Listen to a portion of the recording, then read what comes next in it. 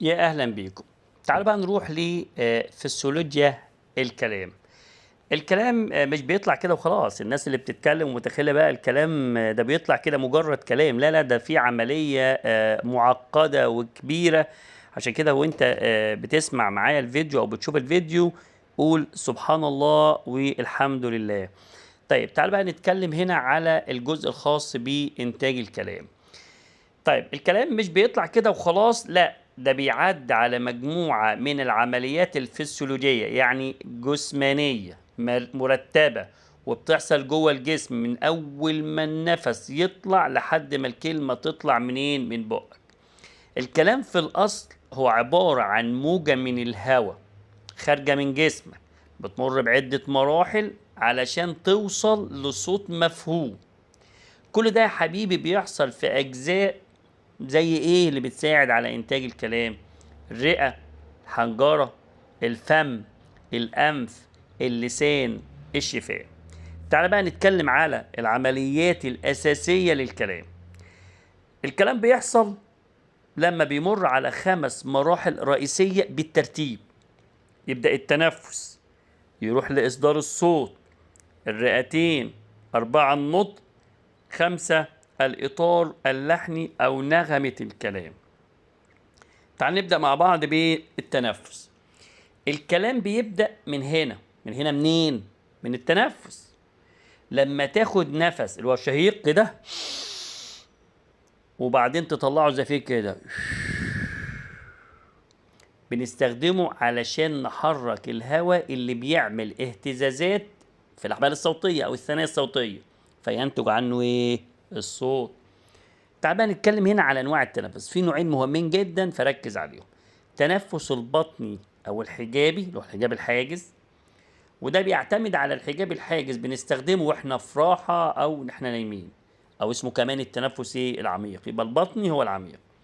النوع التاني هو التنفس الصدري أو الضلعي، بنستخدمه وقت الحركة أو الغنى. ده بيشارك فيه عضلات الضلوع مع الحجاب الحاجز. تعال نضرب مثال. مغنيين الأوبرا بيتدربوا على التنفس البطني عشان يطول نفسهم في الغنى. تروح بقى على إصدار الصوت، ده النوع التاني. هبص كده على العمليات الأساسية، خدنا التنفس، تعال نخش على 2 إصدار الصوت. ركز معايا. الصوت بيبدأ لما يخرج الهواء من الرئة. يروح فين؟ يروح للثنايا الصوتية.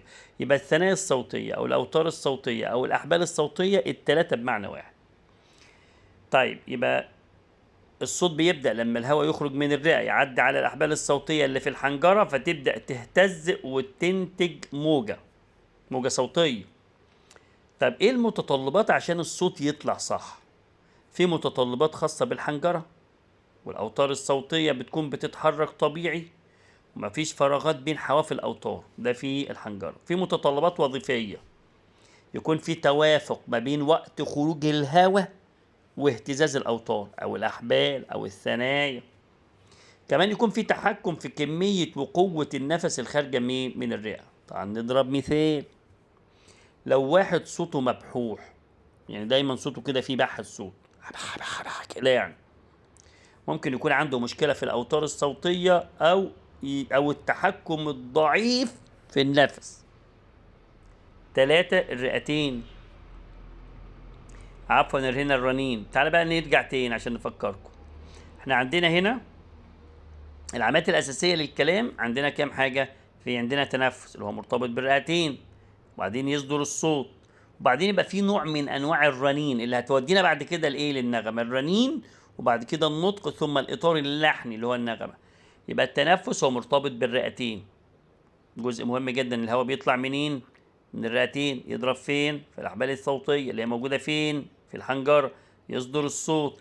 الصوت ده يدينا نوع من انواع الرنين. الرنين اللي هو ايه بقى؟ ركز معايا. الرنين هو اللي بيخلي الصوت يبقى ليه شكل ومذاق، تمام؟ وده بيحصل في تجويف الرأس زي الفم والأنف والبلعوم. عارف الرنين ده بالظبط زي الناس اللي بيشتغلوا في الإذاعة في استوديو ده معزول عشان ما يبقاش فيه مشكلة في الصوت الخارجي اللي جاي من بره. فبالظبط تجويف الرأس اللي هي في الأنف زي ده اللي هو الرنين ده. تمام. طيب التجويف دي زي غرف، قال لك زي غرفة صدى صوت كده، بتخلي الصوت الحنجري العادي يبقى صوت مفهوم وليه معنى. لو عندك مثلا لا قدر الله لحمية في الأنف، الصوت بيبقى إيه؟ مقفول. دي أنا عملت كده السلام عليكم ورحمة الله، هنا الرنين مقفول، فهنا إيه؟ في خنف. رابع حاجة هي النطق. هنا بيبدأ إيه؟ نشكل الكلام باستخدام أعضاء النطق. في أعضاء عندنا متحركة، لسانك متحرك، في حد لسانه واقف؟ لا. شفتين متحركة، الفك السفلي لما تفك سفلي كده تمشي الفك يمين وشمال، انما العلوي ما ينفعش يمشي. قال له ها لورا. في اعضاء ثابته زي السنين، في حد اسنانه متحركه؟ لا. سقف الحلق فيه اتنين، في واحد صلب وفي رخو، ده الصلب. ثم اللثه. مخارج الصوت بقى، ركز بقى في الحته دي مهمه قوي. هو نظام مرتب جدا من تحت لفوق. تعال ناخد المخارج الاصوات. اقصى الحلق، الحلق اللي هو ورا، ماشي، اقصى يعني اللي هو البعيد، زي همز هاء الف، يعني بقول لك ايه؟ ا ا ا ها ها ها، همز ها ها او الهاء، هتلاقيهم ايه؟ من ورا قوي، اللي هو من اقصى الحلق. وسط الحلق اطلع شويه كده، في النص عاي عاي ح ح. طب فوق شويه غ غ خ خ. نخش على اللسان. اللسان ده فيه 4 اماكن. اقصى اللسان ورا ق، لو انت بتنطقها صح ق ك ق ك، هتلاقيه اقصى. وسط اللسان ج ش ب. الحافه بقى الجوانب بتاعته ض ض ض ض. طرف اللسان، لسانك الطرف اللسان بتقعد بقى هو طرف اللسان ده لا لا نو نو را را ط ط د ت. طب بين الأسنان والثنايا صاد سين زي. بين الشفاه ب ب مي مي و و. الشفاه كده بتحس بترقص. طيب من الأنف بقى اللي هي نون ايه؟ الساكنة أو الغامقة شوية. مثال: الطفل اللي بينطق كورة ويقولها تورة تورة، ممكن يكون في خلل في مخارج الكاف. طب خامسا بقى الإطار اللحني. الإطار اللحني هو نغمة الصوت وطريقة الكلام، زي النبرة سواء كانت قوية أو ضعيفة، عنده سرعة، التوتر في الكلام أو درجة الصوت. النغمة بتدي معنى إضافي للكلام.